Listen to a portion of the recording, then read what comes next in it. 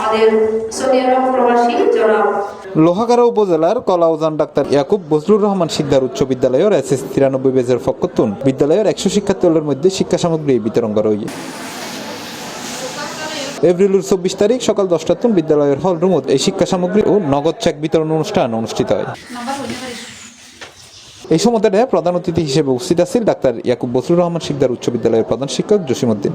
প্রাণের যে একটা টান, আত্মার যে একটা টান, সেই কারণে হয়তো আজকে গিয়ে আবার শ্বশুর বাড়িতে কিন্তু বকাও খেতে পারে, সেজন্য তারপরেও এই ত্যাগটুকু বন্ধুদের কারণে বেঁচে টানের প্রতি, স্কুলের প্রতি মমত্ববোধ, স্কুলের প্রতি দায়বদ্ধতা, এই বিদ্যালয় থেকে আবেগের যে একটা স্থান এই বিদ্যালয় থেকে পড়ে গেছে, এই বিদ্যালয়ের পরবর্তী প্রজন্মকে পথ দেখানোর জন্য, সুবিধা দেওয়ার জন্য ওনাদের যে প্রচেষ্টা, আমি আন্তরিকভাবে ধন্যবাদ জানাচ্ছি।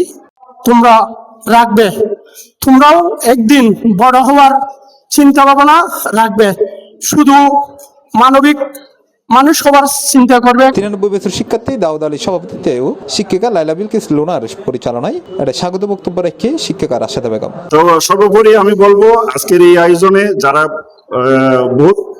যারা পরিশ্রম করেছেন এবং তাদের পরিশ্রমটুকু যেন সার্থক হয়, এবং আমরা যে সামান্যটুকু শিক্ষা সামগ্রী তোমাদের মাঝে বিতরণ করব, এটা তোমরা সাদরে গ্রহণ করবে।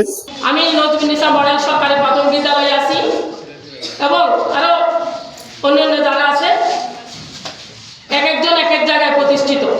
এছাড়াও এর বক্তব্য রেখে শিক্ষক বেলটন কান্তি দাস, ব্যবসায়ী সুধাংশু বিমল বড়ুয়া, মোহাম্মদ আলমগীর, হাসিনা আক্তার, জান্নাতারা বেগম, শামসুন নাহার, মোহাম্মদ মহিউদ্দিন সহ আরো বোধকে আমাদের আরেক বন্ধু যিনি সুদূর প্রবাসী আমেরিকা থেকে, উনি আসতে পারে নাই, ওনার সার্বিক সহযোগিতা আন্তরিক প্রচেষ্টায় উনি আমেরিকা থাকলেও উনি এই মাতৃভূমির জন্য তিনি প্রতিটা প্রাণপণের চেষ্টা করে যাচ্ছেন। আমাদের রাজ্জাক হোসেন ভাই, আমি ওনাকেই আজকের মঞ্চ থেকে আমি অভিনন্দন জানাচ্ছি। আমরা দেখছি যে আসলে আমাদের দেশের অনেকেই অনেক জায়গায় প্রতিষ্ঠিত, অনেকেই অনেকভাবে কাজ করছে, সবাই কোনো না কোনো জায়গায় অবদান রাখছে। আলোচনা শেষে উপস্থিত শিক্ষার্থীদের মধ্যে বই, হাতা, ব্যাগ ও নগদ চেক প্রদান করা হয়। C plus TV, Chittagong.